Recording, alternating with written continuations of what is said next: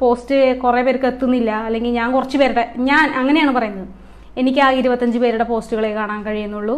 ഫേസ്ബുക്കിൻ്റെ അൽഗോരിതത്തെ മറികടക്കാനായി നിങ്ങളെല്ലാവരും ഈ പോസ്റ്റിന് ഒരു കുത്തിട്ട് പോകണേ എന്ന് പറയും. ആ പോസ്റ്റ് ഒരു മുടക്കമില്ലാതെ എനിക്ക് വരുന്നുണ്ട്.